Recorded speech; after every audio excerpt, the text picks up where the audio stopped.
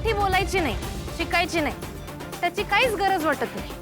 मग तुम्ही आता ज्या मातीत उभा आहे, ज्या शहरात राहताय, ज्यांच्या संग काम करताय, त्यांच्या संग मिसळून बोलताय, जिथं काम करून भाकरी तुकडा कमवताय, त्यांच्याशी जोडून घ्यायची बी गरज तुम्हाला वाटत नाही? महाराष्ट्रात राहून इथली भाषा शिकणं म्हणजे कुणावर उपकार करणं नाही, तर तो इथल्या संस्कृतीचा थोडा तरी आदर करणं आहे।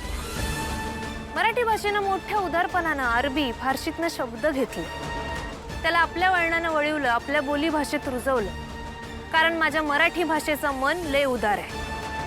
पण म्हणून त्याचा मूळ बात सोडलेला नाही। जग बदलतं, तिथं इंग्रजी गरजेचीच आहे, त्याला हरकतच नाही। तुम्ही इंग्रजी शिका, अरे एकाला 10 भाषा शिका, सारा जग जिंका, मला त्याचा अभिमानच वाटणार आहे। खरं ज्या मातीतलं तुम्ही अन्न खाताय, ज्या रस्त्यावर चालताय, जिथल्या लोकांमुळे तुम्ही घडताय, तिथली भाषा शिकणं म्हणजे काय गरजेचं आहे असं म्हणणं म्हणजे यो तुमचा अहंकार आहे। भाषा शिकणं म्हणजे कुणी लहान होत नाही, उलट त्याची दुनिया मोठीच होती। आपण जिथं राहतोय तिथल्या भाषेला आपण जर मान सन्मान दिला तर ती आपली सभ्य असण्याची पहिली पायरी असते। आपण दुसऱ्या भाषेला देत असलेला मान सन्मान हे आपले संस्कार काय आहेत हे दाखवून देतात। खरं तुम्ही मराठी भाषा बोललं नाही तर काही बी फरक पडणार नाही, म्हणजे जग थांबणार नाही। माणसाची उंची त्यानं किती परकीय भाषेतील शब्द पाठ केले यावर ठरत नाही, तर तो ज्या मातीत राहिलाय तिथल्या भाषेला तो किती सन्मान देतोय त्यानं ठरते। किती बोलते, चला बसा ना, बस बस। अगं वहिनी, तुझी जागा असू दे, बस बस ये।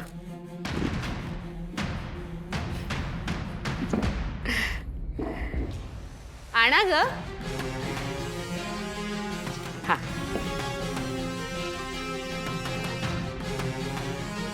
घ्या, अगदी मनसोक्त पोटभर खा।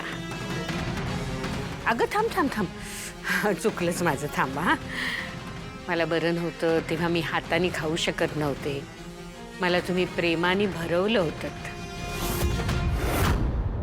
मग मी सुद्धा त्याच प्रेमाने तुम्हाला भरवलं पाहिजे, नाही का?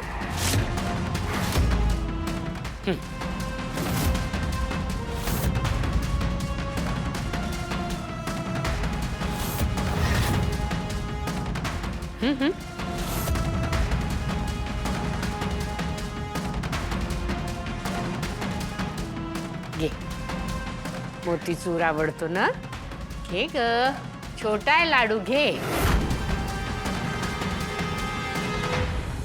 मी माझ्या भाषेचा, संस्कृतीचा आणि माझ्या ओळखीचा सन्मान कधी बी कमी होऊ देणार नाही। आता दुसऱ्याच्या घरात राहायला आलाय ना, मग त्यांचा मान सन्मान तर करायलाच पाहिजे। आजपासून तुम्ही सुरुवात तर करा, तुम्हाला जमल तसं तुम्ही मराठीत बोला। चला, आज मीच तुम्हाला 2 शब्द शिकवतो। पहिला, जय महाराष्ट्र। हे तुम्ही बोलला रे बोलला, समोरचा तुम्हाला लगेच मराठीत उत्तर देईल। मग तुम्हाला जे पाहिजे ते तुम्ही त्याला विचारू शकताय। आणि जाता जाता नुसतं एवढं म्हणा, काळजी घे भावा, आणि गोड हसा, मग बघा कोणच तुमच्या बरोबर वाद घालणार नाही। बरं, मी हे जे काय सांगतोय ते तुमच्यावर अजिबात बंधन नाही, आणि तुम्ही हे कराच असं माझा हट्ट बी नाही। खरं मला सांगा, आपण गुजरातला गेल्यावर जय श्री कृष्ण म्हणतोय ना, पंजाबला गेल्यावर आपण शास्त्रीय काल असं म्हणतोय, बंगालला गेल्यावर बंगाली भाषेत बोलतोय, मग या महाराष्ट्रात जय महाराष्ट्र म्हणायला का तुमच्या जिभा सुरसुरत्यात? यात कसली बी जबरदस्ती नाही, ना कसलं राजकारण ना वाद। पण माझं म्हणणं इतकंच आहे का ज्या घरात राहताय तिथल्या मातीचा, तिथल्या संस्कृतीचा आदर सन्मान राहिलाच पाहिजे। तुमच्यावर कोणी बी जबरदस्ती करत नाही, पण एकदा माझ्या बोलण्यावर शांतपणे विचार करा। मी बाहेरून आलेली शर्वरी दुबे, अरे पण इकडची वाटावी अशी छान मराठी बोलायला शिकलीये। ते मला जमलं तर मग तुम्हाला का नाही जमणार? तुम्ही पण नक्की करू शकाल। जय महाराष्ट्र। जय महाराष्ट्र।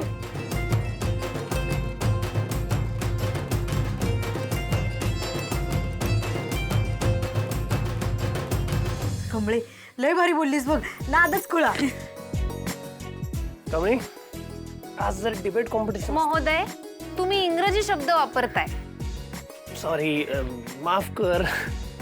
आज जर का वादविवाद स्पर्धा असती तर तू 100% जिंकली असतीस.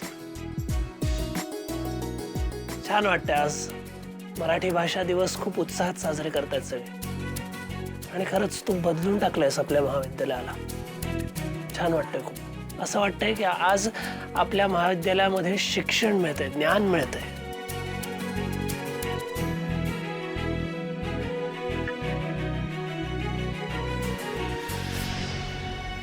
अरे तुला ती एवढी आवडते मग तू तिला सगळं सांगत का नाहीस?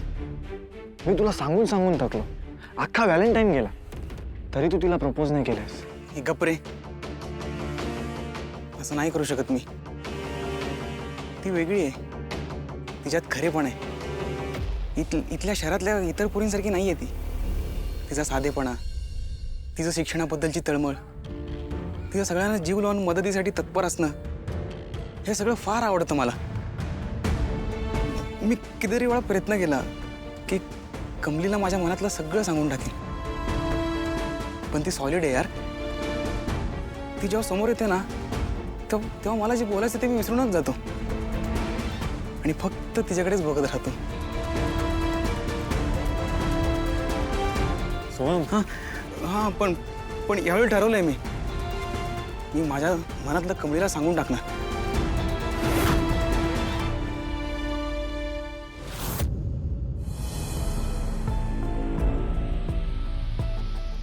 सॉरी,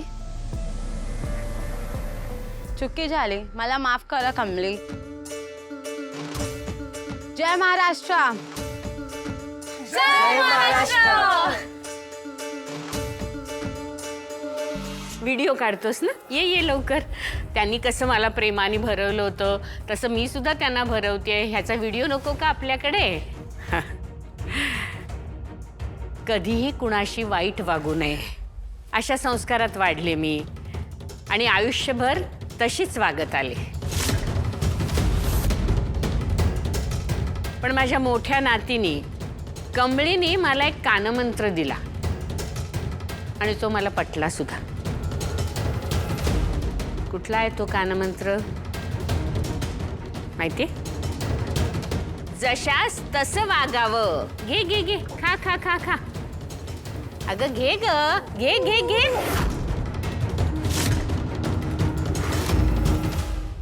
कमळे, आजचा दिवस लयच धावपळीत गेला बघ. हा, तू पुस्तकं बी आणलीस ना? एक काम कर, माझ्या बी नोट्स काढून दे. कमळी, निंगी, अगं हे बघा आजींचा व्हिडिओ.